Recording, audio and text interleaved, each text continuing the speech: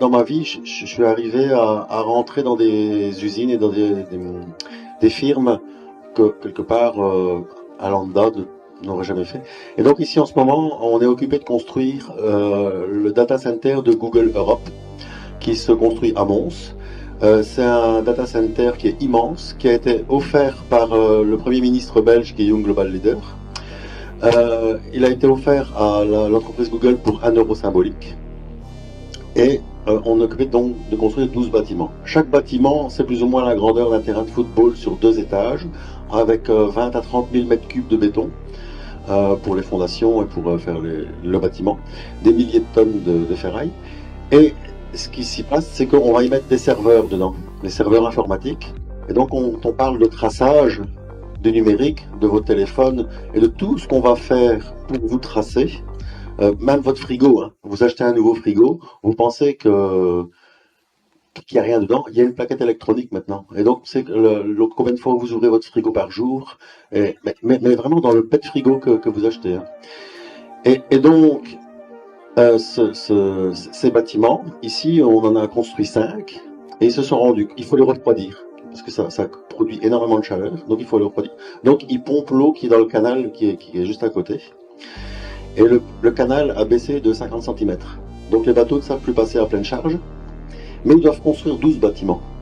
Donc maintenant, ce qu'ils ont fait, mais bien sûr sous le couvert de la Société Wallonne des Eaux, ils ont construit des pipelines qui vont de la région de Mons jusqu'au Tournai, où là, il y a des nappes phréatiques immenses, parce qu'il y a toutes les carrières du Hainaut qui sont là. Donc ils pompent l'eau des carrières pour la purifier et l'envoyer dans toute la Belgique. Et là, ils ont construit des pipelines qui passent juste à côté de chez Google, bizarrement. Et ils sont occupés de construire 2 bassins de 5000 mètres cubes d'eau à côté, à quelques kilomètres de là. Et quand j'ai été travailler à cet endroit-là, je dis, mais comment ça se fait que vous construisez des bassins?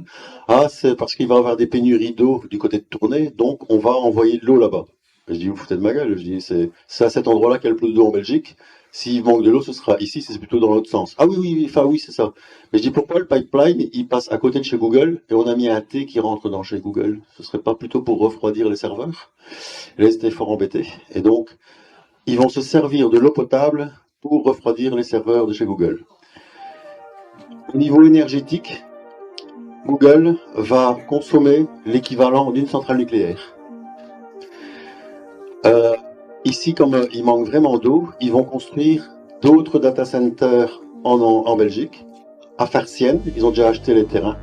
Il y a aussi un énorme canal, et ils sont occupés de mettre des lignes à haute tension de 150 000 et 400 000 volts pour arriver à fournir de l'électricité pour ces data centers. Alors, faites attention, quand vous allumez la lampe chez vous, de ne pas trop consommer. Les data centers Google vont rapporter, accrochez-vous bien, 60 millions d'euros par jour. Donc c'est ce qui parle que ça va rapporter. Mais bon, comme on est 400 millions d'habitants en Europe, ben vous divisez ça, et ça fait quelques centimes par habitant, mais ça va rapporter 60 millions d'euros à Google.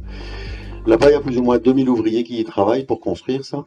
Ce n'est que des étrangers. J'ai rien contre les étrangers, hein, mais c'est des Brésiliens, des Chinois, des Taïwanais, des gens qui ne savent pas parler. D'ailleurs, on voit qu'ils ne savent même pas travailler. On voit qu'ils n'ont jamais tenu une pelle de leur vie et de leurs mains. Ils ne savent pas, donc il faut tout leur expliquer. Et heureusement qu'on a Google Traduction pour se parler entre nous, parce que autrement, on ne saurait pas faire. À côté de Bruxelles, là, on fait un autre data center, celui de Microsoft, pour Bill Gates et compagnie. Parce que Bill Gates, il aime bien venir à Bruxelles. Hein. La semaine passée, il a visité nos égouts à Bruxelles. Alors, on ne sait pas pourquoi, mais il a visité les égouts de Bruxelles. On ne sait pas pourquoi faire. Alors, on parlait tantôt des QR codes. Alors, vous avez la société Jouve en France qui fait les QR codes. Donc, il y a eu le monopole qui a été pris par l'Europe pour justement s'occuper de tout ce qui est QR code. Et quand on va chercher dans la société Jouve, eh ben, c'est des politiciens français qui sont à la tête de cette société. Alors aussi, on a la société Thales. Eux, c'est plutôt la reconnaissance faciale. Les empreintes, parce que maintenant en Belgique, quand vous allez chercher votre carte d'identité, vous devez mettre vos empreintes. Et bizarrement, ils ont oublié de dire que dans la nouvelle carte d'identité belge, donc il y a la puce, hein, celle qu'on voit sur les cartes de banque, mais il y a une autre puce en dessous. On ne sait pas à quoi elle sert et on ne nous a pas dit qu'il y en avait une deuxième. Et donc c'est vraiment bizarre qu'on ne donne pas de cette information. Même à la commune, les gens de la commune ne savaient pas qu'il y avait une deuxième puce insérée dans la carte d'identité. Mais si on prend un téléphone et qu'on fait la lampe, qu'on passe la carte d'identité dessus, on voit la puce à l'intérieur. Ça, c'est vraiment des choses que... Alors je vais en vitesse, mais ça va vraiment prendre 2 minutes. J'ai aussi été travailler chez Big Pharma, donc on a été construire un bâtiment chez Big Pharma. Lui, c'est plus ou moins la grandeur d'un terrain de football, 25 mètres de haut, et c'est à côté de chez Bayer. Et donc c'est la firme Takeda, qui est aussi qui travaille pour Big Pharma, enfin qui est une Big Pharma. Et là, j'aime bien visiter, moi, quand je suis là dedans, j'ai posé des questions et tout, mais bon, comme je suis le livreur avec mon petit casque jaune, je ne se méfie pas trop de ce qu'il raconte. Et donc, cette société va recevoir du sang humain du monde entier. Ils vont le purifier, et puis ça va être un nouveau médicament.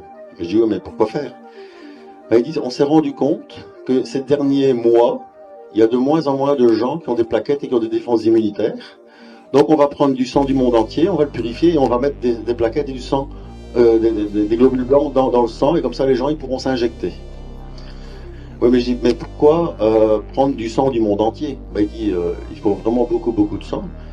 Euh, mais je dis, pourquoi le purifier? Ben, il dit, en Belgique, ça va, on fait un don de sang, donc on ne reçoit pas d'argent. Donc on va donner son sang, c'est envoyé à l'usine. Par contre, le sang américain, quand vous allez donner votre sang, eh bien là, il n'y a pas de questionnaire, et en plus vous avez une prime. Donc vous avez chaque fois des sous. Donc, qu'est-ce qui se passe? Ben, il y a les pauvres, et les drogués, et les gens qui ont le sida, qui vont donner leur sang. Et après, soi-disant, on va le purifier. Et donc cette firme, c'est la firme Takeda, c'est une firme japonaise, qui va faire ça en Belgique ces prochaines... Mais pourquoi ils font ça? C'est que ça va être comme médicament. Comme les gens vont ne plus avoir de défense immunitaire à cause du vaccin, c'est pour redonner, pour remplacer ce qu'ils auront perdu.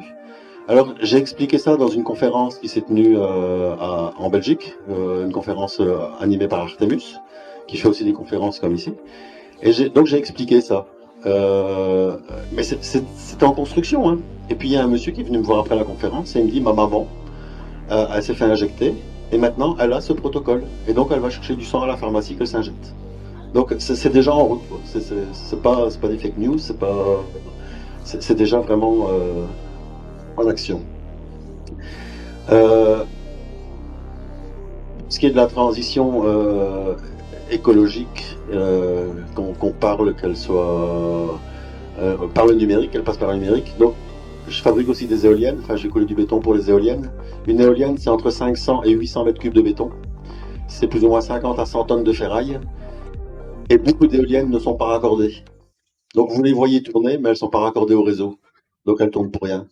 Et donc, là derrière, il y a aussi une mafia, mais phénoménale, pour installer des éoliennes, mais quelque part